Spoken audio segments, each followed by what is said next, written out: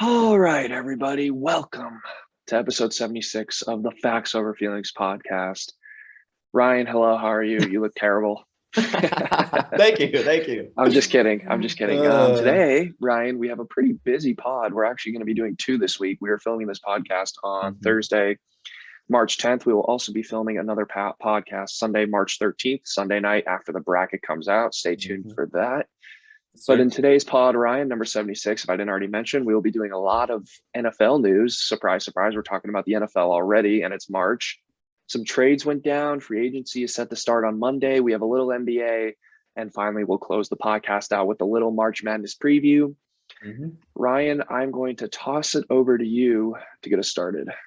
Well, Trevor, look, I kind of felt the need. We kind of felt like we had to do this podcast, kind of quickly, at least in my opinion, Mm-hmm. because like a lot of trades in the NFL have happened the last couple of days, and I didn't Yep. really expect it, right? Because we have free agency starting, I believe, on Monday, Trevor. So it's going to be a really fun next week. But I kind of assumed that these teams would be waiting until free agency was like about to start, or once it started to really Mm-hmm. do these trades. But it seems like these teams are kind of jumping out in front of free agency and kind of jumping the gun and rebuilding their teams, particularly at the quarterback position before free agency. So, Mm-hmm.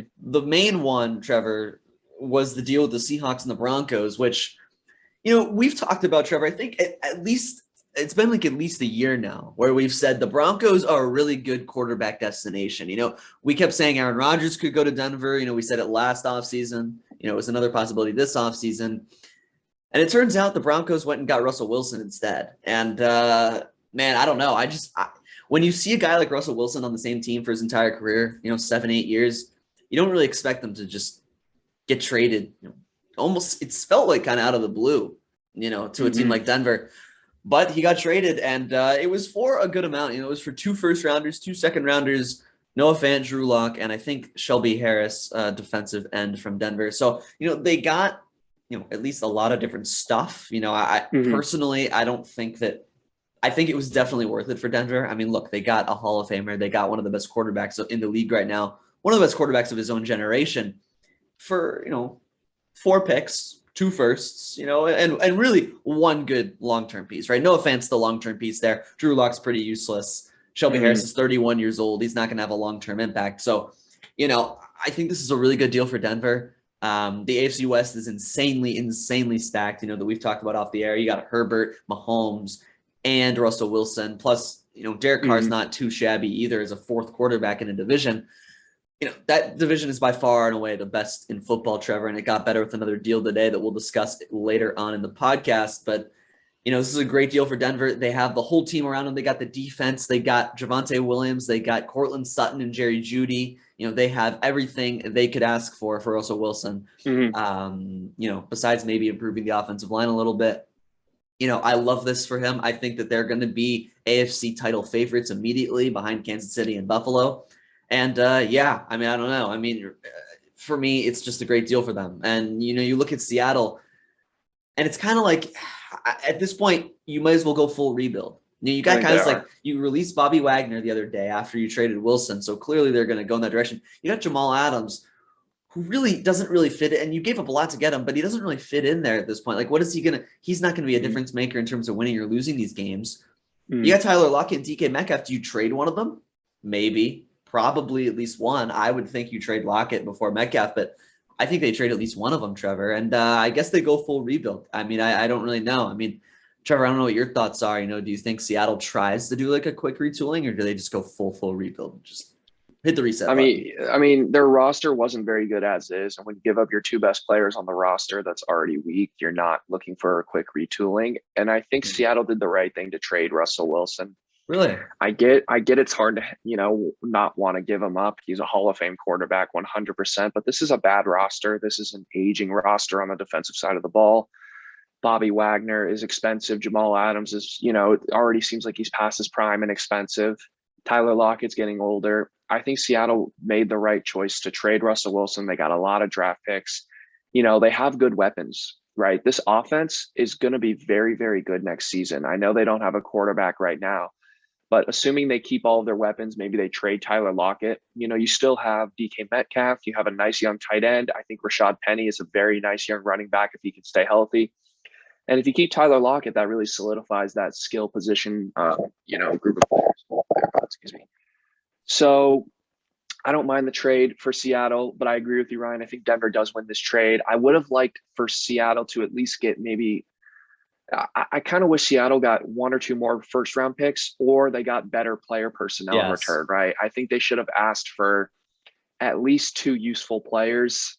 I think Noah Fant was a good piece for them, but if they could have gotten someone on the defensive side of the ball or a third first round pick, I think that would have made this trade a little bit better for Seattle. I don't hate the return, but you got to think about who you're giving up. You're giving up a top quarterback, a Hall of Famer, enough said, a Hall of Famer right in Russell Wilson. And then real quick for Denver, Denver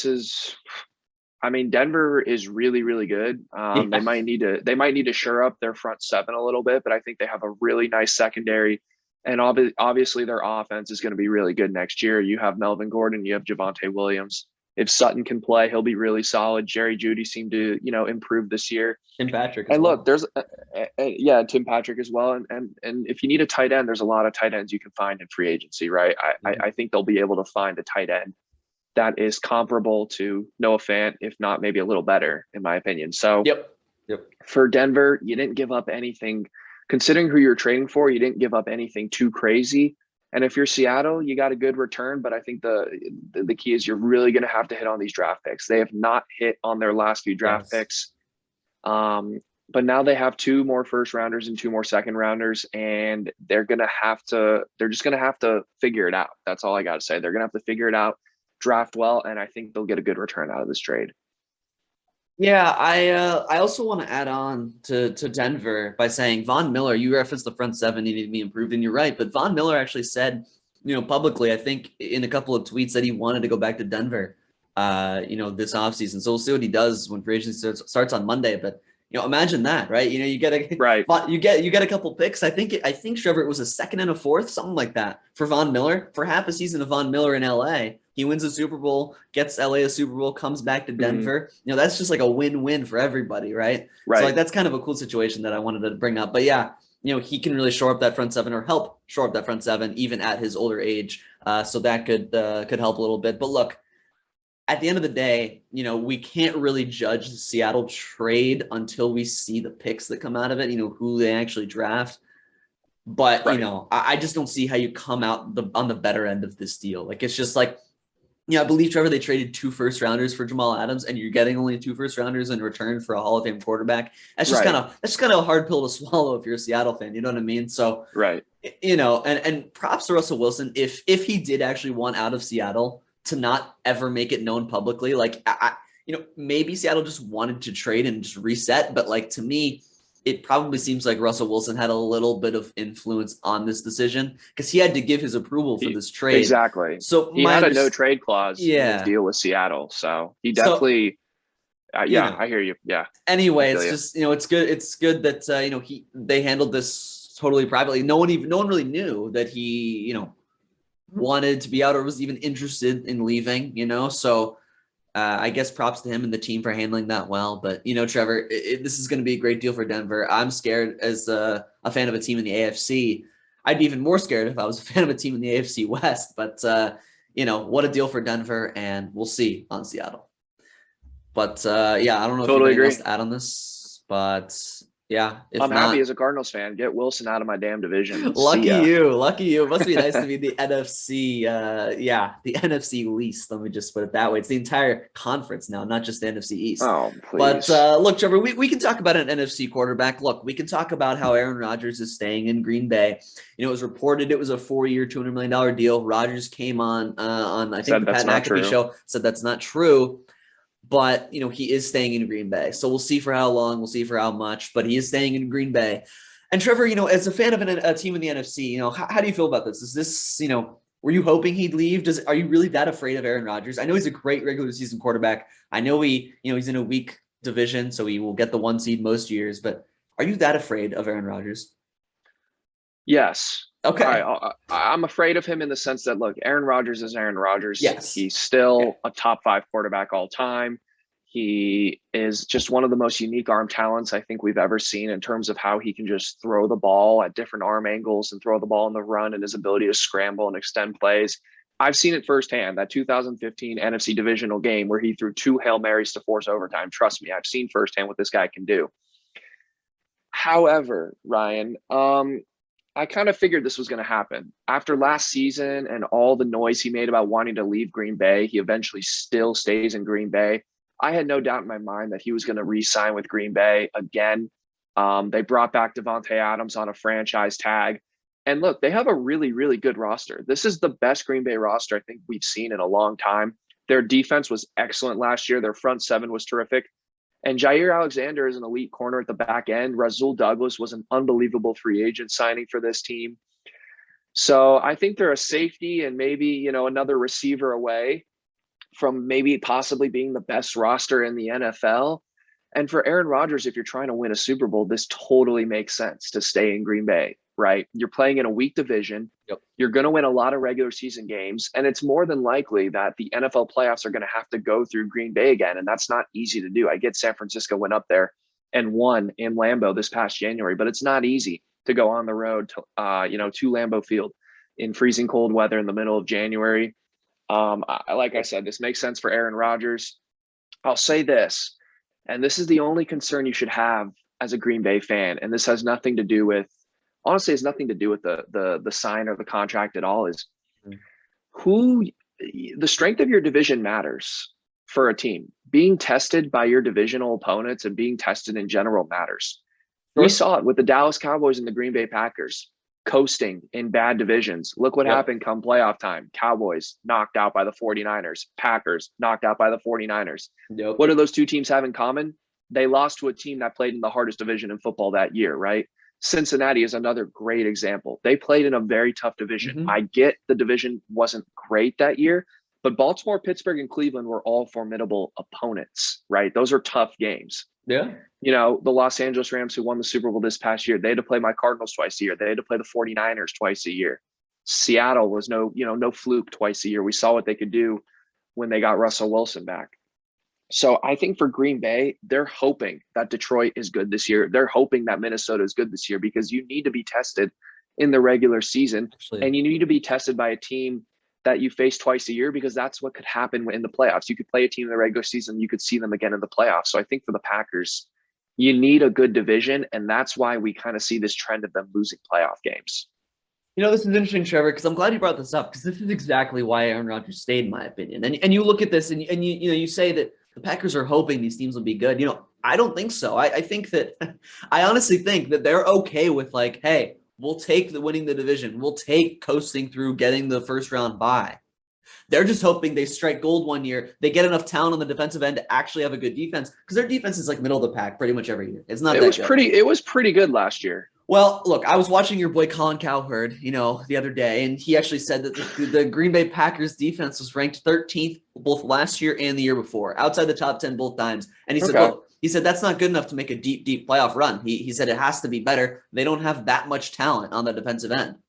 And I believe they're getting rid of Zadarius Smith this year, who was injured a lot this past year. But the point is he's talented, and they need to get some more talent on that end. My only point is they're okay with coasting through the regular season, putting themselves in position in the playoffs. They just want to get enough talent on defense or offense, I don't know, just both sides of the ball, to just make a breakthrough one year. Because you're right. Having easy games in your division every year makes it easier to just kind of coast through, not have as tough of a season. You've 1 or 2 games circled on your schedule, every year. You've got the big Tampa Bay Tom Brady game. You got the big, matchup with the Rams, and that's it, right?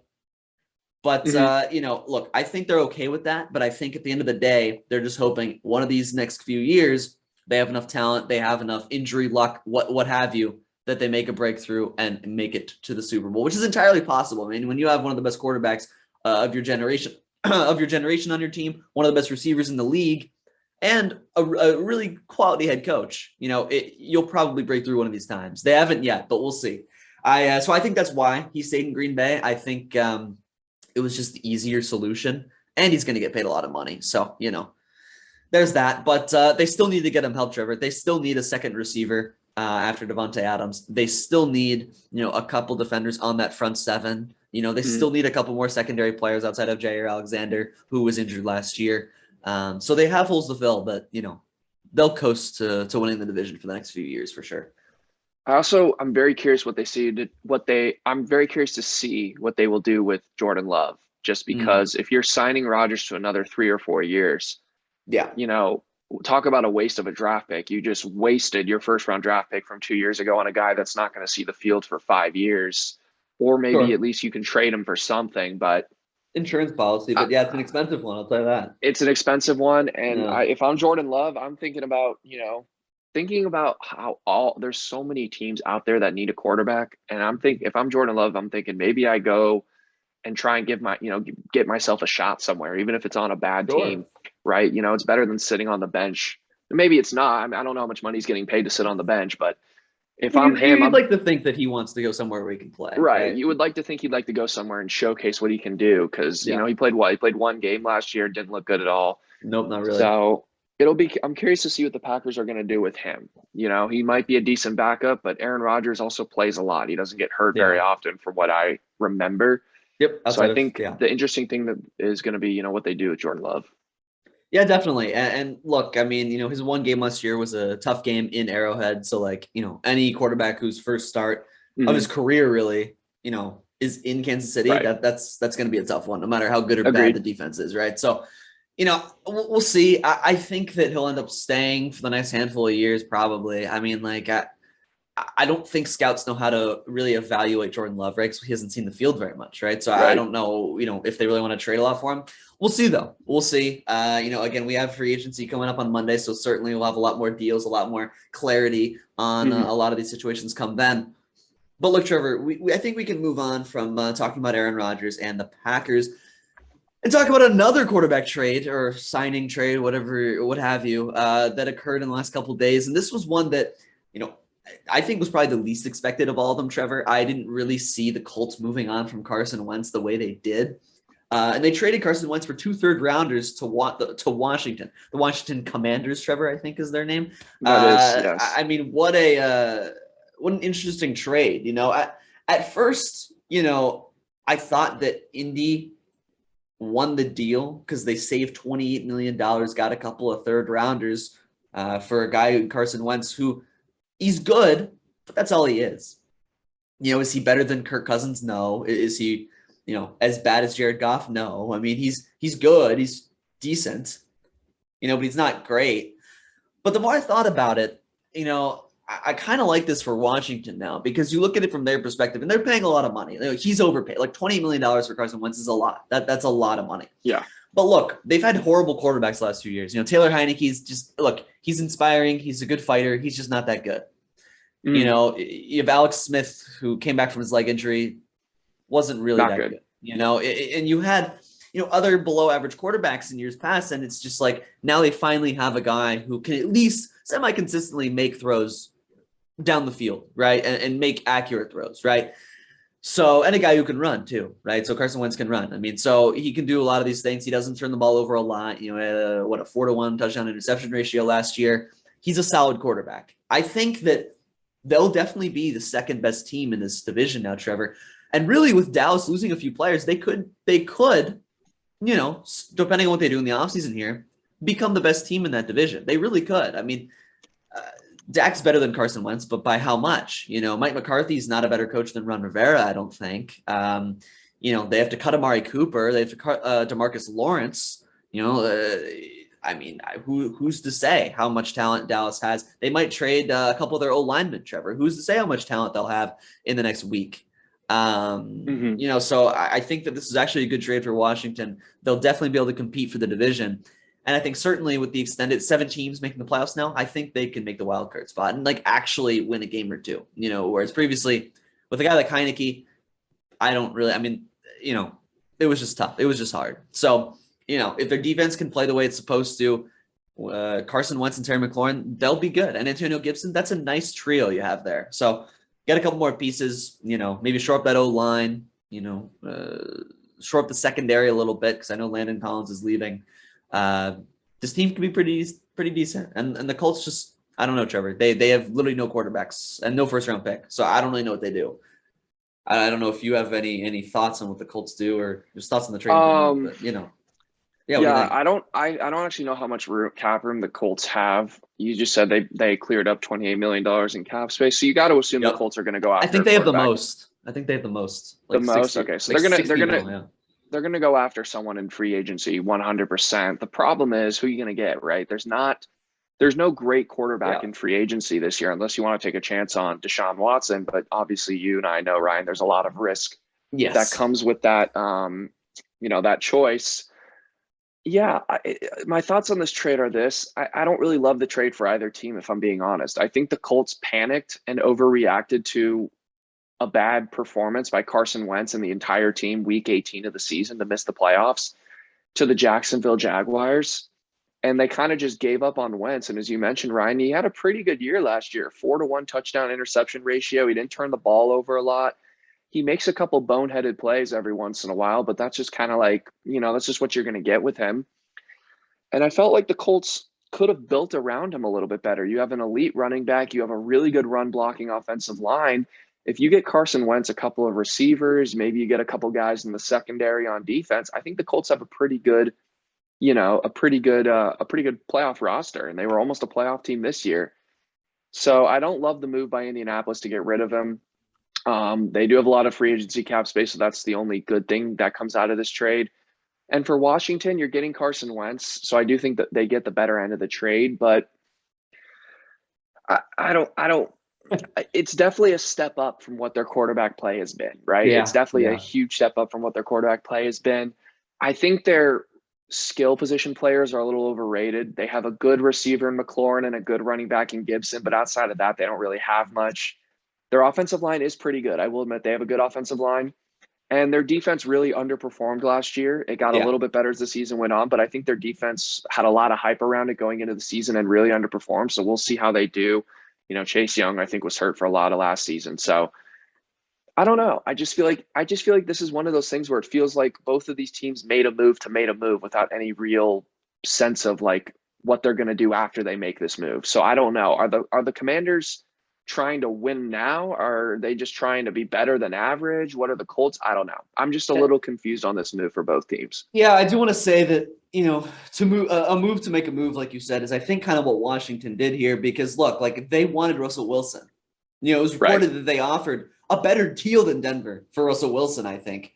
And it You was want if you're Seattle, you're smart to trade Russell Wilson out of the NFC. I think that was a very smart thing to do. But yeah, and continue. also Yeah. it also needed Wilson's approval, right? So, Right. who knows, if that factored into it also. But the point being, they went with option B, and it's interesting because I don't know. I think it's hard because we all remember Carson Wentz in Philly, Trevor, in that last year with zero confidence. He just looked terrible, right? And it's like, are they going to get that kind of a guy? Are they going to get like former Carson Wentz? Or are they going to get this past year's Carson Wentz, who was like, okay? There's so many different forms and versions of Carson Wentz. It's like you don't know which one you're going to get. Yeah. So I think we need to wait and see, really. But for me, it's just like, what do the Colts do, Trevor? Do they get Mitch Trubisky? Do they trade for Right. Jimmy G? Like, I mean, you're not starting Jacob Eason at quarterback. You can't. You're No. not drafting a quarterback in the second or third round this year. I mean, it'll be interesting to see what they do. I mean, I really don't know. I really don't know. agree with you. I'm very curious. Maybe a guy like Matt Corral falls to them in the second round. I don't think he'll fall that far. Yeah. I think the Colts would have just been better off riding with Wentz this season. For one more year, yeah. Yeah, and then maybe, if they don't like Wentz, they draft a quarterback next year. You try and make a move to move up in the draft to get a guy like CJ Stroud or Bryce Young. I think there was just not enough forward thinking here. I think the Colts, like I talked about a little bit, Ryan, they just kind of panicked, and I think this was a little bit of an overreaction to the Jacksonville game. And this happens, you lose to a bad team in the NFL, and all of a sudden everybody wants, everybody fired, everybody replaced. And I wonder if any external pressure got to the Indianapolis Colts, but quite possibly. Very possible. I just don't love this move for either team, but I do think Washington gets the better end. And Indianapolis didn't get much of a return other than freed up cap space. They only got 2 third-round picks. It's not great. Mm-hmm. So that's all I really got to say about this trade. But yeah, no, I think it'll be interesting. But yeah, Trevor, I think we said all we need to say on this deal. Mm-hmm. And moving to the last deal that we've seen the last couple of days, Trevor, and this is kind one of breaking that just news. Happened. Yeah, about maybe an hour ago. And, as of the filming of this podcast, And that's Khalil Mack going to from the Bears to the Los Angeles Chargers for a 2022 second and a 2023 sixth. So like really, Trevor, not a lot, really not a lot. And I think, if you're a contending team and that was what it took to get Khalil Mack, I feel like you definitely take that price. At least in my opinion, I would. I mean, look, I get Max 31, he's pretty expensive, but I mean, he hasn't shown many signs of slowing down yet. I mean, he's still elite. I mean, he's still really good. And so I really like this trade for the Chargers, Trevor. I mean, look, the AFC West is everyone's making move after move after move. We'll see what the Raiders and the Chiefs do come Monday, but right. It seems like the Chargers countered the Wilson trade by getting an elite player of their own. So I really like this deal. Bosa and Mack. I mean, what's not to like? I mean, that's just that's elite right there. That's automatically 100% one of the best duos, pass rushing duos in football, maybe the best. For Chicago, whatever. I mean, they're rebuilding. I guess the more picks they can get, the better. They realized at 31, what's Mack going to do for them when they're contenders again, right? Like they're getting rid of Allen Robinson. They just have a bunch of young guys. What are you going to do with a 31-year-old? So I guess I kind of get it in that sense. I kind of wish they could have gotten a little more, but if they're just totally retooling, then I get it. So it is what it is. But good on the Chargers for going out and being proactive before free agency and making a move like this, because this is really solid. And I mean, it's just going to be fun to watch these AFC West teams just stack up on each other, Trevor. I love this trade for the Los Angeles Chargers, right? Denver makes a huge splash in the trade market. What do? You get the second, maybe the third most important position in football. You get an elite edge rusher who's going to be in Russell Wilson's face twice a year. And think about what they gave up. They gave up nothing. They gave up a 2nd-round pick and a 6th-round pick. And you think back to what the Bears gave up to get Khalil Mack. They gave up 2 first-rounders. So if you're the Los Angeles Chargers, I get Khalil Mack wasn't the same. He's 31. He's a little bit older now. But if you're the Los Angeles Chargers, what you gave up to get Khalil Mack versus what the Bears gave up to get Khalil Mack, I think is absolutely fantastic. This is 100% a win trade for the Los Angeles Chargers.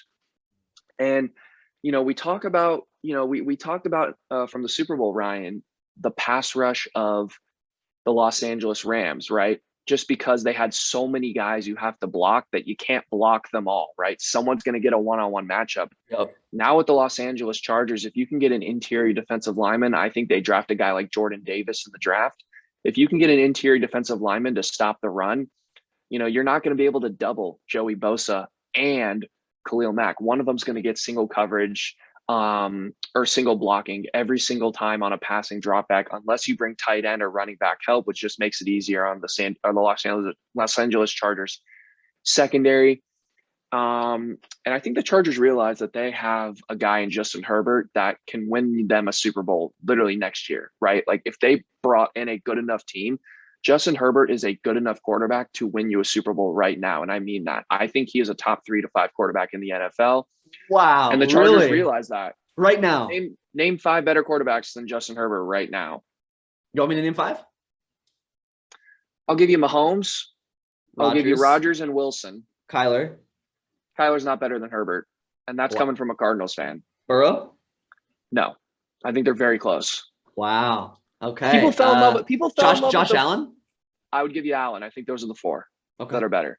Wow. I think it's Allen, Mahomes, Wilson, and Aaron Rodgers. Those are the 4 quarterbacks better than Justin Herbert in the NFL right now. Wow. Joe Burrow's very, very close, right? Okay. I think Kyler Murray's up there. Stafford's up there. It's very close. No, Stafford's not quite there. He is, but that's besides the point. And I just think the Chargers, they had $58 million in cap space for this free agency period. You bring in a guy like Khalil Mack. I think they're going to bring in a couple of pieces on the offensive side of the ball in free agency. And they this Chargers team, Mike Williams. Yeah. This Chargers team is going to be a problem. And I love this move for them. Yeah, no, I mean, I think you covered it really well. I mean, I don't have too much to add. I mean, look, we both said it. Like, Russell Wilson was the big move that Denver made. Chargers counter with this. And this is, again, like you said, one of the most important positions in football. Look, like quarterback's really important. O-line's really important. Probably pass rush is the 3rd most important position, after those 2, in my opinion, at least, right? So this is a super valuable, get for them, now that they covered this. I mean, what else do they do? Cover up the defensive end maybe a little more? I don't know. Get a tight end. They need a run stopping defensive lineman. They need an interior defensive tackle. They were horrible against the run last year, yes, which is why which is why a big man who just ran a 4.8 at 340 pounds, Jordan Davis out of Georgia, he Scary. would be a perfect draft pick for this team. But I don't know. We'll see what happens. Oh. And that's kind of terrifying, but we'll see what happens with that. With the Chargers going forward, it's going to be exciting next week, Trevor. I'm excited for free agency. I'm sure we'll have a couple more trades this weekend with how things are shaping up. But with that, that's all we have for NFL and trades for now. Again, we'll talk about this more next week after free agency starts. But we wanted to shift our gears real quick to the NBA, and we'll be pretty brief today because we had a lot of other stuff to cover. But we wanted to talk about one quick team here. And Trevor wanted to actually talk about the Chicago Bulls, and I think I know why. But Trevor, take it away. Why do you want to talk about the Bulls? They've been struggling a little bit recently. I loved this team earlier in the year, Ryan, but like I told you about the Cleveland Cavaliers, you need to see about 40-ish games of a sample size. And I'm worried if I'm a Chicago Bulls fan. Their inability to beat good teams is a problem. What are they? They're 0-14 against top 3 teams in each conference, right? In the West and the East. 0-13. Yes. So your inability to beat those teams leads me to believe that you're a first round exit in the playoffs, or you're a one and done. You are not a one and done. You're a 2 and done. You win one round and then you get knocked out in 5 games to the Bucks or the Miami Heat or the 76ers in the second round, right? Mm. And I get that the injury bug has kind of hit Chicago, but they're only missing a couple of role players. They're missing Lonzo and Caruso, who could help them come playoff time, and I think will help them if they can get them back come playoff time. I think Caruso will be back for the playoffs. I'm not sure about Lonzo. I'm just worried. I think it's concerning that you're not able to beat good teams. And I think if you're a Bulls fan, that means your team has a ceiling. Your team is there, but it's not quite good enough to break through. And they're slated to play Boston in the first round. I think the Celtics are playing better basketball right now. They're playing better defense. Jason Tatum has been an absolute monster. Marcus Smart is playing great for them. Their interior with Al Horford and Robert Williams has been good this year. Yep. So if I'm a Bulls fan in a very good Eastern Conference, I am concerned. I love DeMar DeRozan. I think he's had a great year. I really like Zach LaVine, but I don't know. I just think I've said it 2 times already. You kind of know who you are when you lose 13 straight games to the top teams, right? The Detroit Pistons have a better record against those teams than the Chicago Bulls. So I'm concerned. And I'm worried that this team might be a first round exit. And I came out here on the pod early in the season. I said this team can make the Eastern Conference Finals. I'm not so sure anymore. I'm a little concerned if I'm the Chicago Bulls. Yeah, look, here's the thing. I'm glad you talked about the Bulls because, it's definitely a concern. And look, I said this before the season started. I think we both did, Trevor, before the season started, that we thought the Bulls would be probably a first or second round exit. That they have a lot of talent. They have some new guys that will take some time to gel, and that we were a little bit worried about how they would play come playoff time. And look, I think those worries are reasonable because, look. They were on a 6-game winning streak, Trevor, a couple of weeks ago. You know who they beat in that 6-game winning streak? The Hornets, the Timberwolves, the Thunder, the Spurs, the Kings, and the Hawks.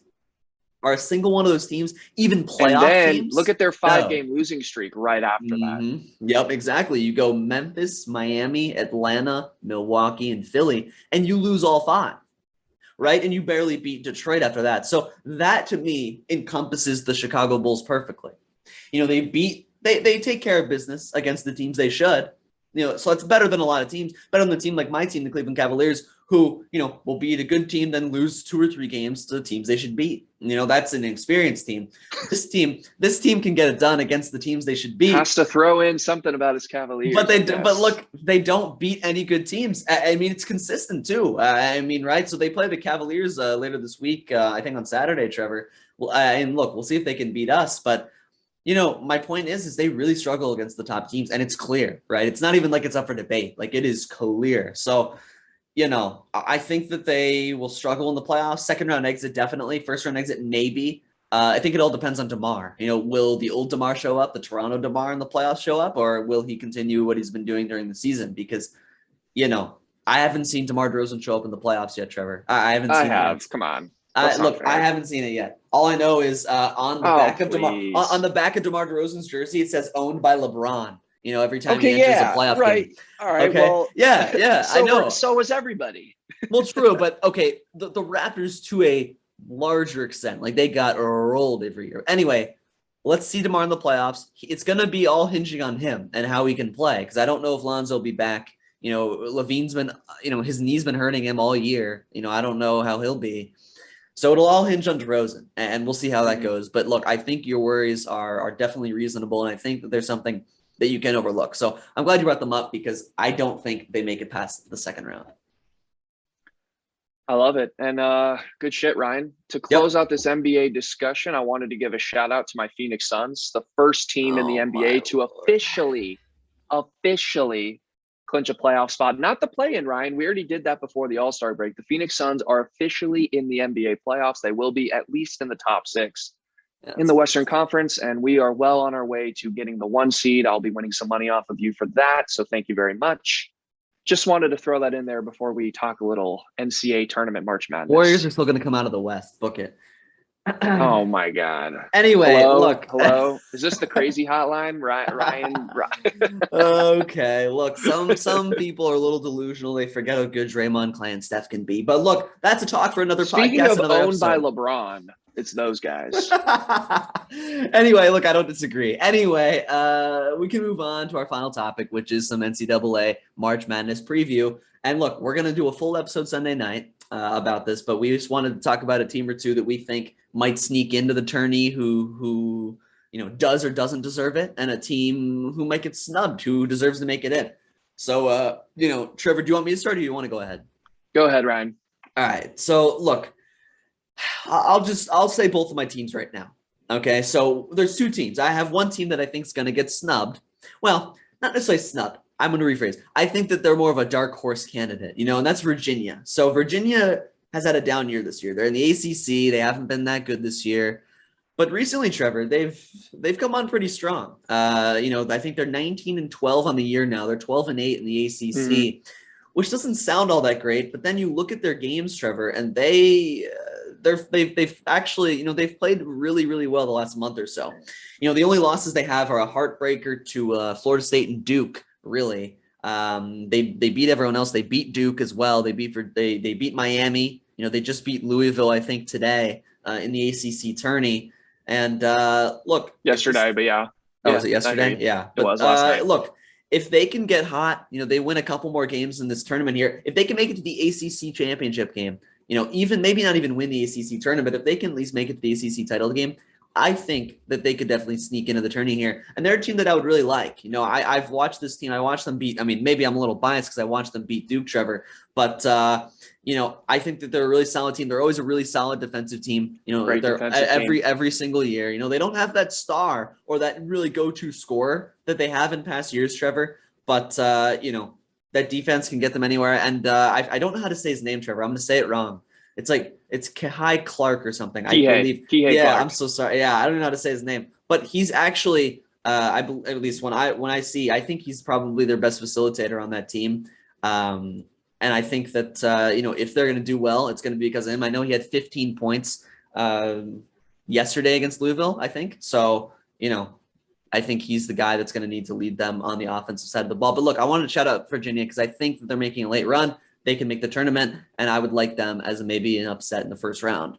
And then the team that I think is overrated, Trevor, and this should be obvious to everybody, is Michigan. Michigan is overrated. Thank you. I was actually going to talk about that. And you can talk about it in just a second. I'll be brief because we had the same team in mind.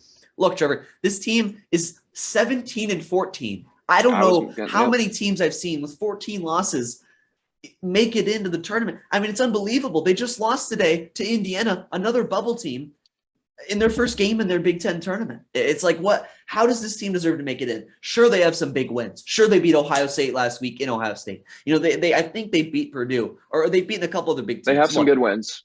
But every bubble team losses, does. Trevor. Yeah, 14 losses is too much. And a lot of the controversy surrounding the coach, look, to me, a lot of it is biased because they're in the Big Ten. They've had some big wins. And to start the year, Trevor, I believe they were top 10 in the AP poll. They were supposed to be a lot better. They were top 5. Yeah, they were top 5. I think they were third. Yeah, and they were a lot better. They were supposed to be a lot better than what they are. So I think there's a little bit of that bias going around, and I think that this team shouldn't make it in. I think that it's really a travesty to put a team like this in over, I don't know,